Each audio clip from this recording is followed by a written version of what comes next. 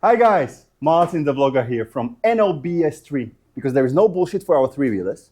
Today, very quick video, how to change brake fluid on our Can-Am Spyder F3. We will do it on F3 Limited, but this video works for all F3 bikes, like F3S Special Series, F3 Limited, and RT bikes. Same principle, top tips, bam bam bam video. I will work with Sebi. Now enough of this bullshit. Let's get started.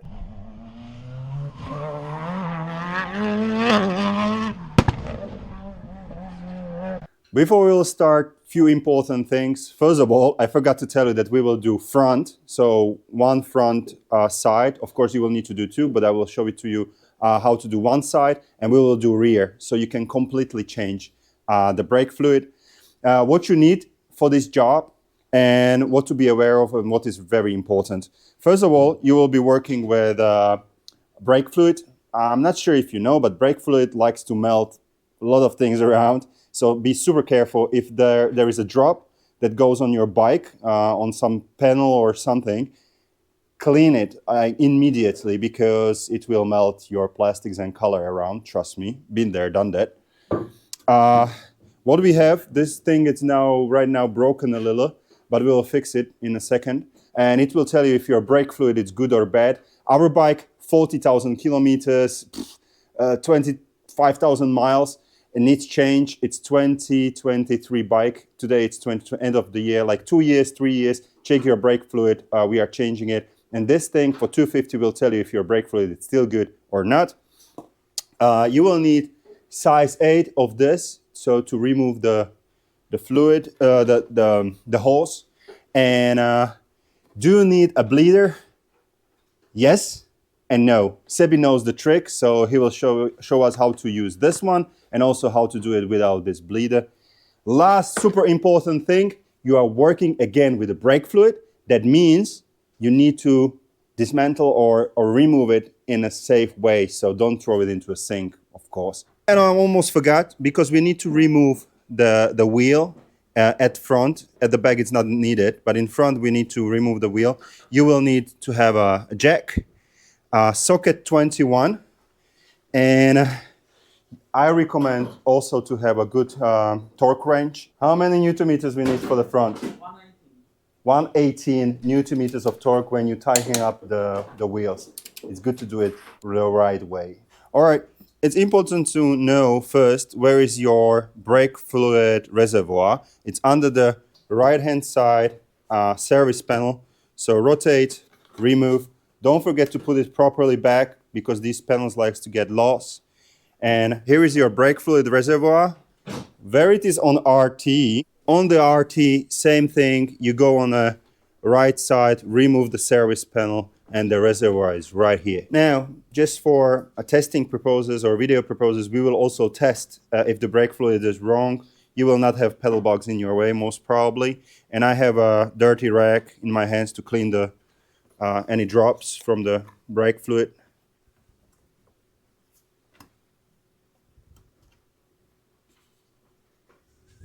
Here you have basically one reservoir that's split into two.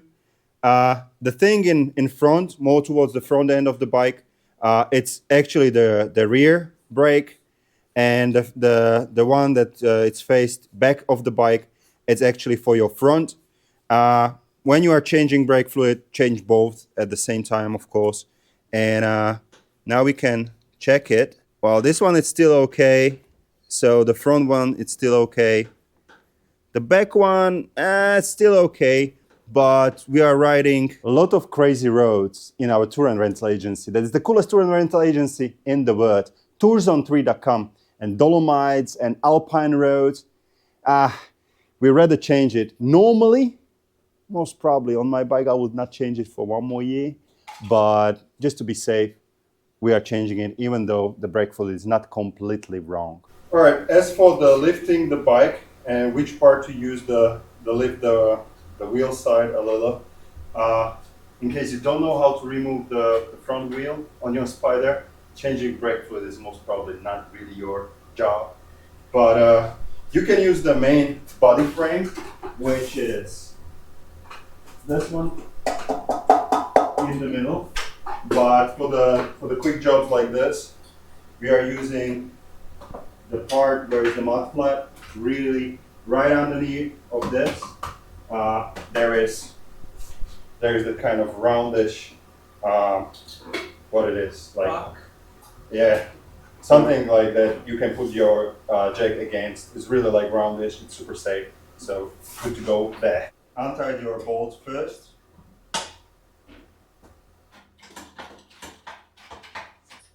Finish. Important top tip, thanks Sebi. He has all this credit for this video. So you need to start with the side that is the closest to the reservoir. So if you have reservoir on this side, you need to start with the right hand side when you sit on the bike. So the closest side, that's the place that you need to start. At the back we have only one wheel, it's quite obvious. And Sebi says it's the same thing on cars and anywhere you do it. So top tip for you. So now our primary area of focus is at the brake caliper. This thing on top. Sebi, do your job, please. What's first? Remove the plastic cap, size 8, and well, you completely removing it or just a little? Just a little bit. Just a little bit. So he's using the, you need what is this? A pipe, reservoir where the brake fluid goes. This is instead of you going to a gym, you can use this one. Put it on the top so you can bleed it, and tiny bit you undo the bolt. Yeah. That's plenty. And now, of course, don't forget to have your, not sure if you can see it, but the reservoir must be open. Now let's do it.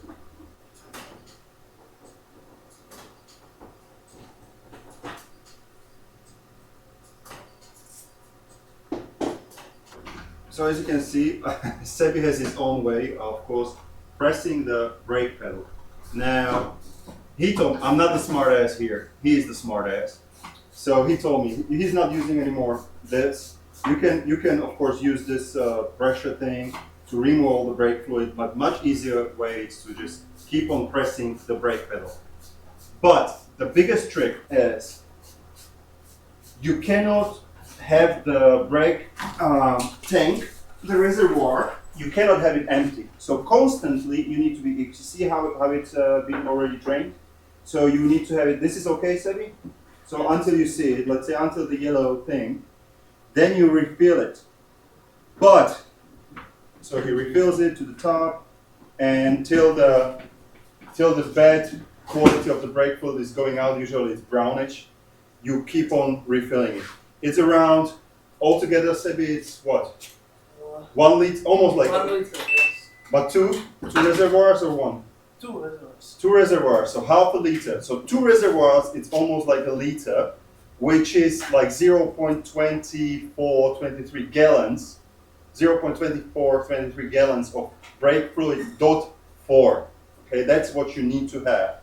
So what he's doing, before you can refill it and leave the brake pedal, what you need to do, you need to close the reservoir. So you press the brake pedal, you have it pressed, correct? You close this reservoir so there is no air or the fluid going back. So you close it, and then you can release the brake pedal and add some more fluid. Never leave that container empty, because you will catch air, and that's something you don't want to have, all right? So same process, and I will show it to you right now, the complete thing. Sebi has released the thing. He's pushing the brake pedal. All right, checking if the fluid is there.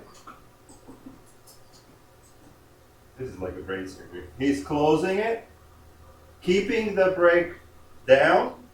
Now it's released because it's closed.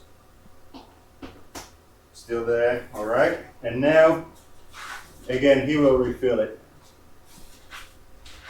Over and over and over again till the, how do you actually see that in the reservoir that there is in the You pipe. see in the pipe. You see it in the pipe that it's cleaner.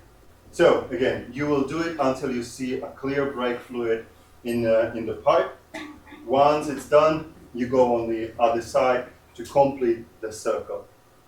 It's quite easy. Again, you are using the same reservoir, but in the pipes you will have some. On the other side, you will still have a dirty brake fluid, so it won't be that much as on this side, of course. But still, there will be a plenty to do. All right, here we'll finish this side, and we continue with the rear. All right, this is how much of the brake fluid it's in. It's on from one side, okay? I think it's going to be much less from the other side, but keep on going until you see a clear brake fluid in your reservoir and also in the pipe.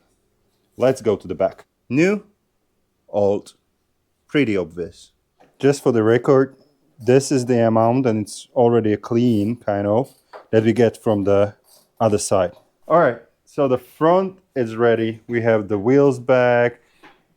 Use the torque wrench, it's recommended. Now, as for the back, the thing is, just to repeat or remind you, back it's this one. So you will be working with the front part of the reservoir. And at the back, you have the drain plug. So it's here. It's no rocket science, it's facing forward.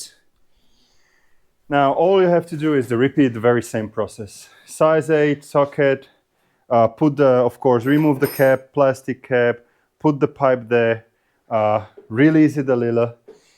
And it's always good to have a friend in the house because he can press the brake pedal so you don't have to really squeeze everything with your hand. So basically, Sebi has the setup ready.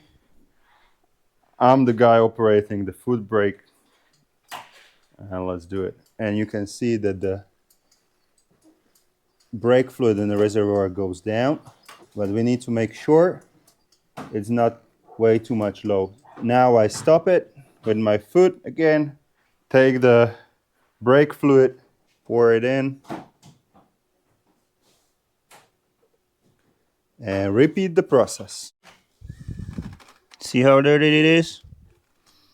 Keep on going until you have a clean brake fluid. This is the color that you want to see. That is the color that was in there before.